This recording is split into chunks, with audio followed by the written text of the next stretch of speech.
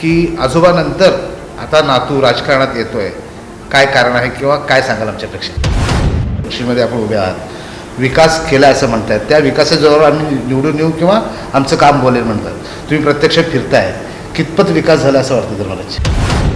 परंतु 8 वर्षापूर्वी केलेली घोषणा आज पायाभरणी देखील नाही आणि हे नाही आहे. तर त्याबद्दल तुम्ही फिरताय, सध्या बदल हवा असं वारं आहे. माझे आमदार दिलीप माने जे दक्षिणमध्ये मोठे एक प्रस्थ आहे, त्यांनी तुम्हाला पाठिंबा दिला आहे किंवा ते तुमच्यासोबत आहेत. चिमणी म्हटलं मग काळादी आणि साखर कारखाना असा विषय येतो. तर जर हे यश मिळालं तर त्याबाबत आणि चिमणीबाबत आपले काय प्रांजळ मत आहे सांगाल सर? यांचा रोष मतपेटीतून यावेळेला या चिमणीच्या माध्यमातून बाहेर पडेल काय? जनतेच्याशी चर्चा मी केली की बाबा सगळ्यांचं म्हणणं असं आहे, तर मी ह्यामध्ये पडावं का?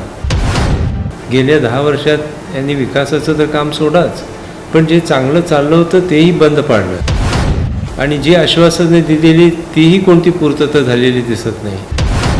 गटातटात बाकीच्या पक्षात भांडणं लावायचं आणि त्याचा फायदा घेऊन कुठलीही कामं न करता त्या ठिकाणी लोकप्रतिनिधी म्हणून आपली भूमिका बजवायची आणि एक स्वार्थी राजकारणी आणि द्वेष करणारी राजकारण त्यांनी ह्या काळात राबवलं असं मला वाटतं. खासदार प्रणितीताई शिंदे या माझ्या घरी आल्या होत्या आणि त्याच वेळेस दिलीपराव मानेही माझ्याकडे आले होते आणि आम्ही तिघांनी बसून यावरती चर्चा केली.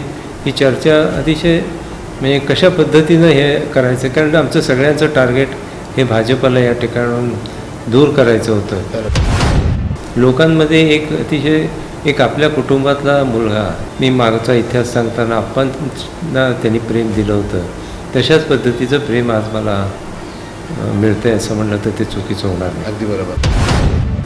सिद्धेश्वर साखर कारखान्याची चिमणी विमानतळाच्या मध्ये येत नाही असं मी वारंवार सांगितलं आहे.